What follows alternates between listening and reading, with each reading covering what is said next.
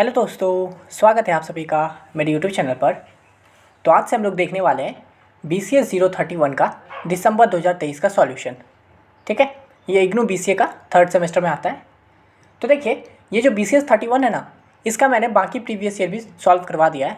तो अगर आप लोग डायरेक्ट इस प्लेलिस्ट पे आए हो तो आप लोग ये प्लेलिस्ट ख़त्म होने के बाद बाकी ज़रूर देख लीजिएगा। ठीक है, उसका लिंक मैं आपको डिस्क्रिप्शन में दे दूँगा। ठीक है, तो चलिए आज हम लोग देख लेते हैं क्वेश्चन नंबर 1 का ए। तो ये कह रहा है what is inheritance, explain 3 different types of inheritance. ठीक है, तो देखिए ये क्वेश्चन जो है ना, इसमें BCS 31 का कैसा है ना, इसमें बहुत ही लिमिटेड चीज़ है पढ़ने के लिए, टॉपिक वगैरह बहुत ही लिमिटेड चीज़ है। तो अगर आप उसको अच्छे से पढ़ लेते हो ना, तो आपका एग्ज़ाम ये बहुत ही ईजिली ढंग से चला जाएगा। ठीक है, जैसे कि इनहेरिटेंस के बारे में ये प्रीवियस जो मैं करवाया हूँ, जैसे जून 23 का, तो उसमें भी ये क्वेश्चन आया था इनहेरिटेंस के बारे में।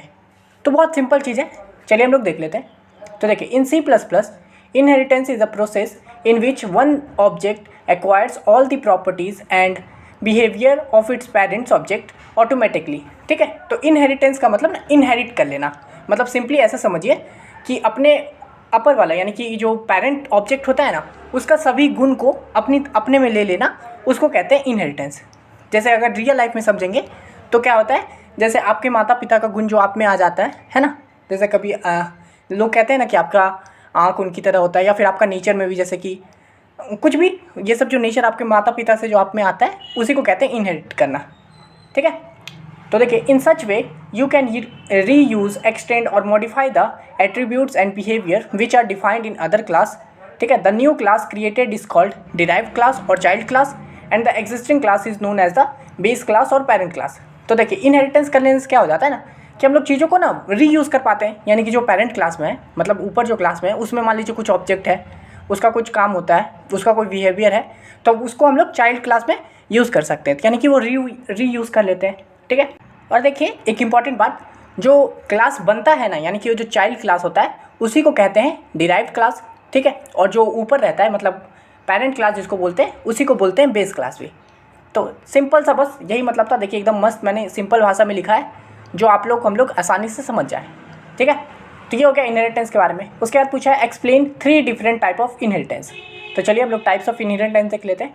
तो देखिए, single inheritance, multiple inheritance, hierarchical inheritance, multilevel inheritance और हाइब्रिड इनहेरिटेंस, ये 5 तरह के इनहेरिटेंस होते हैं। लेकिन हम लोग को इसमें 3 के बारे में पूछा है, तो हम लोग यहाँ पे 3 का ही डिस्कस करेंगे। लेकिन यही सेम क्वेश्चन मैंने प्रीवियस भी बताया हुआ है, तो उसमें मैंने ये पूरा इनहेरिटेंस के बारे में डिस्कस कर लिया है। अब देखिए इसको ना इस तरह से समझना है, जैसा कि मैंने आपको पहले भी बोल दिया है कि इसमें क्वेश्चन टॉपिक के हिसाब से आते हैं। तो देखिए इनहेरिटेंस के बारे में पूछ रहा है ना, तो कभी कभी ऐसा हो सकता है कि एक क्वेश्चन बन जाएगा कि बताओ भाई मल्टीपल और मल्टी लेवल इनहेरिटेंस में क्या डिफरेंस है ना, या तो बता दो सिंगल और मल्टीपल इनहेरिटेंस क्या होता है। तो इस तरह से क्वेश्चन बन के आ जाएगा, तो आपको भी इसी तरह से पढ़ना है, इसी तरह से समझना है चीज़ों को। ठीक है, तो यहाँ पे देखिए हम लोग पहला देख लेते हैं सिंगल इनहेरिटेंस। तो इसमें क्या होता है, single inheritance is defined as the inheritance in which a derived class is inherited from the only one base class. ठीक है, तो देखिए सिंगल इनहेरिटेंस मतलब कि वो जो चाइल्ड क्लास बना है ना, वो सिर्फ एक पेरेंट से बना होगा। ठीक है, जैसे यहाँ पे हम लोग इसमें देख लेते हैं। तो देखिए ये जो है ए और बी, ठीक है, जहाँ पे where A is the base class and B is the derived class, यानी कि ए हम लोग का पेरेंट क्लास है और बी चाइल्ड क्लास है। ठीक है, तो पेरेंट को ही हम लोग बेस क्लास बोलते हैं और चाइल्ड को ही डिराइव्ड क्लास बोलते हैं। तो यानी कि सिंगल इनहेरिटेंस में क्या होता है कि ये जो डिराइव्ड क्लास होता है वो सिर्फ एक ही बेस क्लास से आता है इनहेरिट होके। ठीक है, सिंपल यही था। अब देखिए दूसरा देख लेते हैं मल्टीपल इनहेरिटेंस। तो इसमें क्या होता है, multiple inheritance is the process of deriving a new class that inherits the attributes from 2 और मोर क्लासेस। ठीक है, यानी कि इसमें जो क्लास डिराइव होता है ना, वो 2 या 2 से ज़्यादा जो बेस क्लास होता है या फिर पेरेंट क्लास होता है उससे क्रिएट होता है। ठीक है, इनहेरिट होता है, उससे अपना जितना भी एट्रीब्यूट वगैरह होता है वो 2 या 2 से ज़्यादा क्लास से लेता है। ठीक है, उसका ऐसे एग्जांपल देख सकते हैं, जैसे कि यहाँ पे ये B1, B2, B3, यानी कि बहुत ही तरह का, यानी कि मान लीजिए एग्जांपल के लिए ABCD क्लास है, उससे एक क्लास बन रहा है। ठीक है, तो वो हो गया हम लोगों का डिराइव क्लास जो एक बन रहा है, और वो जो 3-4 पेरेंट क्लास था वो सब मिलके जो बनता है उसी को कहते हैं हम लोग मल्टीपल इनहेरिटेंस। ठीक है, फिर उसी तरह से होता है एक और मल्टी लेवल इनहेरिटेंस। तो इसमें क्या होता है, multi level inheritance is a process of deriving a class from another derived class. ठीक है, यानी कि मल्टीपल लेवल में क्या होता है ना कि पहले तो एक पेरेंट से एक चाइल्ड बना, उस चाइल्ड से एक और चाइल्ड बना।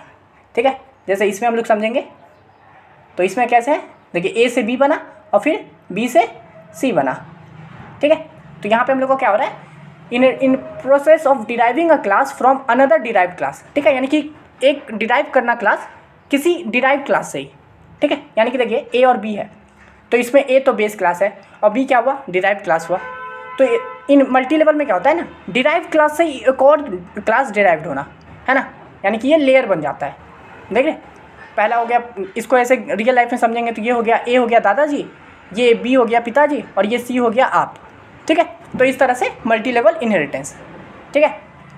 तो ये हम लोगों को 3 पूछा था, हम लोगों ने बता दिया, सिंपल इतना ही लिखना है।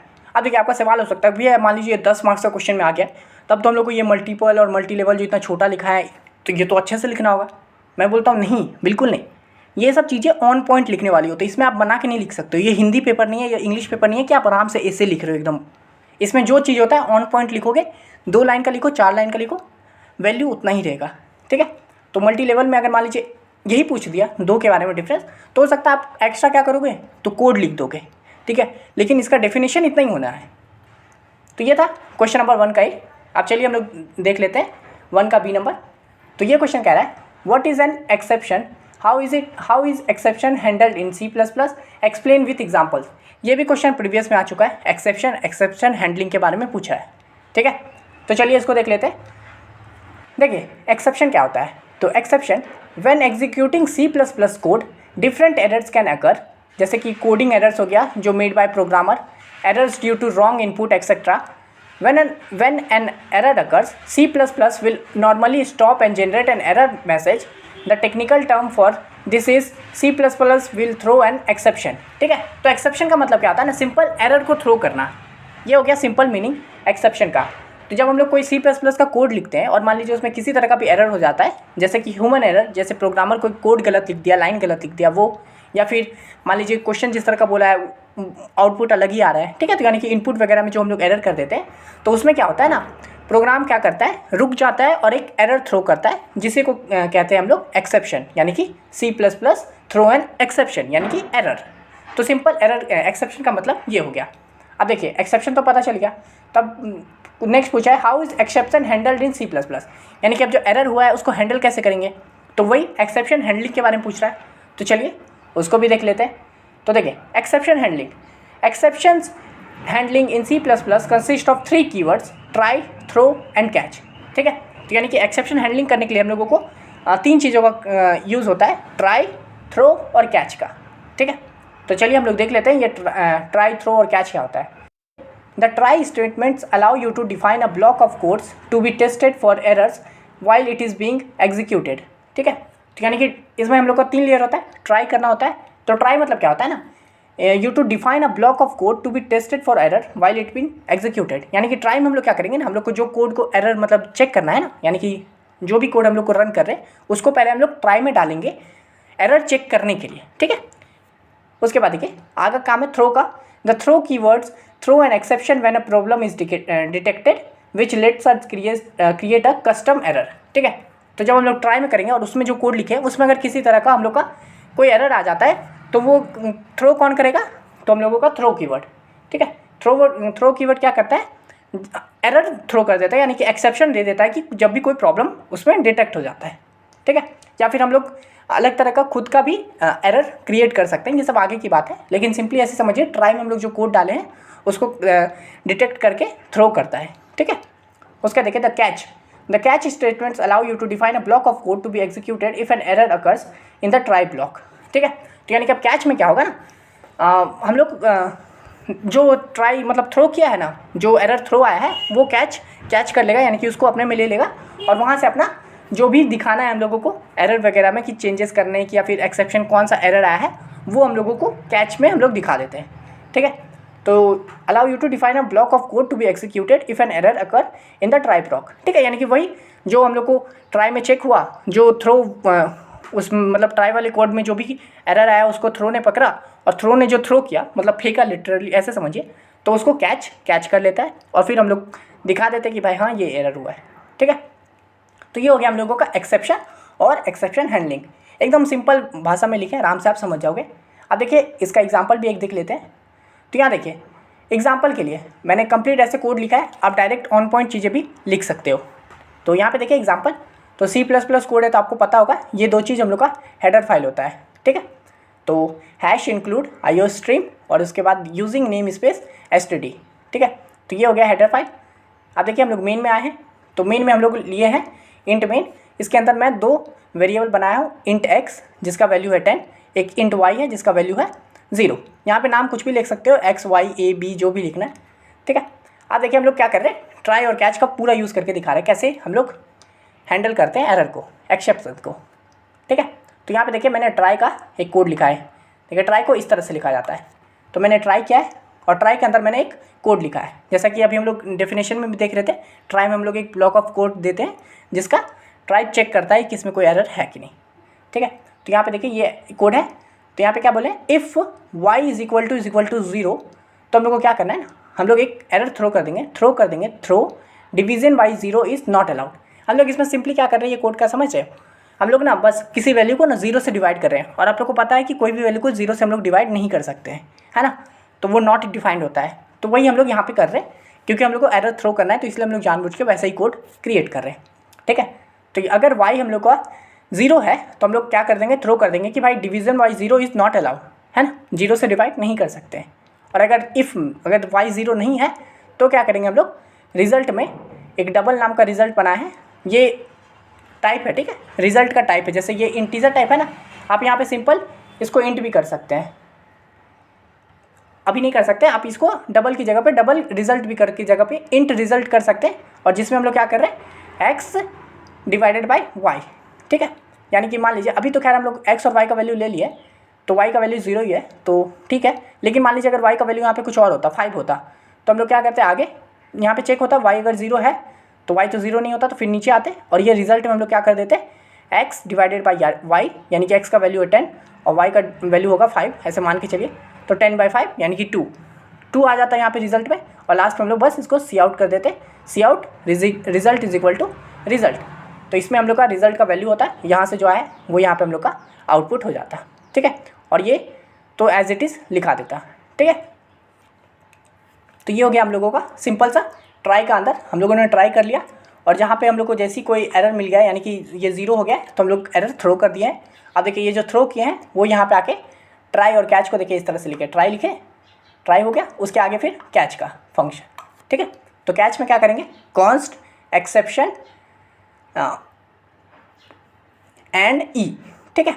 तो क्या कर रहे हैं यहाँ पे कैच हम लोग, ये पूरा सेम लिखाता है, कॉन्स्ट एक्सेप्शन और ये एंड ई, यानी कि ई में क्या होगा ना, जो भी हम लोग को ये थ्रो करके दिया है ना वो यहाँ ई में आ जाएगा, और हम लोग यहाँ पे लास्ट में इसको प्रिंट आउट कर देंगे इस तरह से, सी एरर, ठीक है, CERR यानी कि कैच एरर, और उसके अंदर हम लोग ये वाला प्रिंट कर देंगे एक्सेप्शन काउच, ठीक है। और उसके बाद ई व्हाट, ये वाला फंक्शन कॉल करेंगे, तो यानी कि ई के अंदर जो भी आया है हम लोग का वैल्यू, ये ट्राई में जो भी था वो जो आया है ई, वो ई में आएगा, और ई के अंदर ये वाला फंक्शन लगा देंगे ई व्हाट का, तो वो हम लोगों का ई के अंदर जो भी वैल्यू है वो रिटर्न हो जाएगा।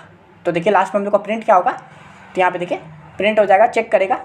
यहाँ पे अगर हम लोग कोड को देखें, एक सेकेंड, हाँ कोड को देखेंगे तो यहाँ पे जब चेक करेगा y इज इक्वल टू 0, तो हाँ हो जाएगा, तो यहाँ से हम लोग का थ्रो हो जाएगा, है ना, कि division by 0 is not allow. तो देखिए लास्ट में क्या प्रिंट होगा, और यहाँ से थ्रो तो हो गया, लेकिन कैच में आके वो कैच करेगा, उसके बाद वैल्यू प्रिंट होगा।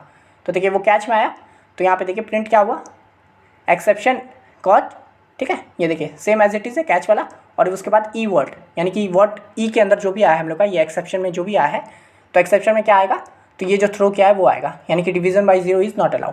तो देखिए वो एज इट इज़ यहाँ पे प्रिंट हो गया, समझे। तो देखिए इस तरह से कोड हम लोग का पूरा वर्क करता है। मैंने एकदम अच्छे से कोड भी बता दिया आपको और डेफिनेशन भी बता दिया हूँ। अब चलिए इसका नेक्स्ट क्वेश्चन देख लेते हैं। ये क्वेश्चन कह रहा है, what is operator overloading, explain its advantages, ठीक है। तो देखिए ये जो ऑपरेटर ओवरलोडिंग होता है, फंक्शन ओवरलोडिंग होता है, इस तरह का क्वेश्चन भी आता है एग्जाम में, तो इसको भी एकदम अच्छे से कर लेना है। तो यहाँ पे देखिए, इन C++ we can make operators work for user defined classes. This means C++ has the ability to provide the operator with a special meaning for a data types. This ability is known as operator overloading. देखिए हम लोग जो भी कोई code करते हैं तो उसके अंदर बहुत सारे ऑपरेटर होते हैं, C++ में भी बहुत सारे ऑपरेटर होता है जो कि उसका ऑपरेटर होता है उसका पहले से C++ में अपना उस प्रोग्रामिंग लैंग्वेज में उसका एक यूज़ होता है। जैसे कि मान लीजिए फॉर एग्जांपल प्लस है, तो प्लस का क्या काम होता है, दो नंबर को ऐड करने का। तो हम लोग इस तरह से ऑपरेटर ओवरलोडिंग मतलब क्या होता है ना कि हम लोग वो जो ऑपरेटर है उसको खुद से यूज़र डिफाइंड हम लोग अपने हिसाब से उसको किसी तरह से भी वर्क करवा सकते हैं, उसी को कहते हैं ऑपरेटर ओवरलोडिंग। ठीक है, तो यहाँ पे देखिए वही लिखे, we can make operator work for user defined classes. ठीक है, यानी कि हम लोग ऑपरेटर को अपने हिसाब से यानी यूज़र डिफाइंड क्लासेस के लिए काम करवा सकते हैं। This means C++ has the ability to provide the operator with a special meaning for a data type. ठीक है, यानी कि ऑपरेटर को एक स्पेशल मीनिंग दे देना अलग अलग डेटा टाइप के लिए। ठीक है, तो ये हो गया ऑपरेटर ओवरलोडिंग सिंपल भाषा में। अब देखिए एडवांटेजेस पूछा है तो वो भी देख लेते हैं। तो पहला है ईजियर अंडरस्टैंडिंग। ठीक है, तो it makes code easier to read because you can write it like regular math और कॉमन एक्शंस। ठीक है, यानी कि इसको हम लोग आराम से अंडरस्टैंडिंग बहुत ही ईजी रहता है, कोई हार्ड ये नहीं लग जाता है कि चीज़ें बहुत कॉम्प्लिकेटेड हो जाती है, वैसा कुछ नहीं होता है। आराम से हम लोग इसको कोड कर सकते हैं और ये हम लोग को आराम से दिखता भी है। ठीक है, उसके बाद adds like built in function, built in types. ठीक है, your own types can behave like the built in types like numbers making your code more consistent. ठीक है, जैसे कि एग्जांपल हम लोग लिए थे प्लस वाला, तो प्लस में क्या होता है, दो नंबर को ऐड करता है इंटीजर को। तो हम लोग एक ऑपरेटर ओवरलोडिंग करके ऐसा भी कर सकते हैं जिसमें स्ट्रिंग वैल्यू को ऐड करेगा, जैसे कि राम है कहीं पे और एक में सीता है तो उसको ऐड कर देगा। तो उस तरह से हम लोग प्लस का अलग अलग यूज़ कर सकते हैं। तो वो एकदम हम लोगों का जब उसको हम लोग जब ओवरलोड कर देंगे ना तो वो एकदम बिल्ट इन जैसे कि पहले से है, जैसे पहले प्लस काम करता था वैसे ही काम करेगा बिना कोई दिक्कत के। ठीक है, उसके बाद हाइड्स कॉम्प्लेक्सिटीज़, तो it's helps to hide complicated operation inside your object making it easier to use them. ठीक है, यानी कि ये जो इसका क्या होता है, ये कॉम्प्लेक्सिटी को भी वगैरह को भी पीछे अपना हाइड कर देता है और जो काम की चीज़ें होती है वही दिखाता है, बाकी जो कॉम्प्लिकेटेड ऑपरेशंस होते हैं उसको अपना पीछे रखता है। ठीक है, उसके बाद होता है shorter and neater code, it's allow you to write shorter and cleaner code by using operator directly instead of long function names. ठीक है, यानी कि इसमें क्या होता है, जब हम लोग ऑपरेटर का यूज़ करते हैं तो हम लोग को बड़ा बड़ा फंक्शन का नाम लिखने का ज़रूरत नहीं पड़ता है। आप सिंपली ये सब छोटा छोटा लिख के आराम से कोड को एकदम छोटा भी बना सकते हो और साफ़ सुथरा भी बना सकते हो। ठीक है, तो ये था ऑपरेटर ओवरलोडिंग के बारे में, इसको भी एकदम अच्छे से पढ़ लीजिएगा। अब चलिए नेक्स्ट क्वेश्चन। तो यहाँ पे देखिए ये क्वेश्चन बोल रहा है explain the process of memory allocation in C++ with the help of an example. ठीक है, तो हम लोग को मेमोरी एलोकेट कैसे होता है C++ में उसके बारे में पूछ रहा है। तो चलिए देख लेते हैं। In C++ memory allocation comes in two flavours, statics and dynamic. Static memory allocation happens at compile time while dynamic allocation happens at run time. ठीक है, तो देखिए मेमोरी एलोकेशन कैसे होता है ना, दो तरह से होता है, एक होता है स्टैटिक और एक होता है डायनेमिक। ठीक है, तो स्टैटिक मेमोरी कब होता है ना, जब हम लोग कंपाइल करते हैं ना, मतलब जब कोड कंपाइल वक्त में जाता है ना तब स्टैटिक मेमोरी का एलोकेशन हो जाता है, और जो डायनेमिक होता है वो हम लोग का रन टाइम के वक्त होता है। ठीक है, तो चलिए अब हम लोग इसका एग्जांपल के साथ एकदम अच्छे से समझेंगे सब कुछ। तो यहाँ पे देखिए स्टैटिक मेमोरी एलोकेशन में क्या होता है, static allocation refers to memory allocation at compile time. ठीक है, यानी कि कंपाइल टाइम में जो होता है उसको कहते हैं where the size and type of memory needed are determined before the program runs. The memory for statically allocated variables is typically allocated on the stack or in the data segment of the program memory। ठीक है, तो देखिए static memory location कब होता है, compile time पे, यानी कि जब हम लोग कोड लिख देते हैं ना तो उसी वक्त पे, जब हम लोग कोड को रन करने से पहले कंपाइल जो करते हैं, आप लोग करते भी होंगे कोड में, तो उसमें उसी के वक्त जो मेमोरी एलोकेट हो जाता है उसको कहते हैं स्टैटिक मेमोरी एलोकेशन। इसमें क्या होता है ना, जैसे हम लोग प्रोग्राम के रन होने से पहले मेमोरी अपना हम लोग को एलोकेट हो जाता है। ठीक है, जैसे कि यहाँ पे देखिए एक एग्जांपल के तौर पे यहाँ पे समझिए, इंट मैंने एक वेरिएबल बनाया इंट एज नाम का, जिसमें मैंने वैल्यू डाल दिया है 25।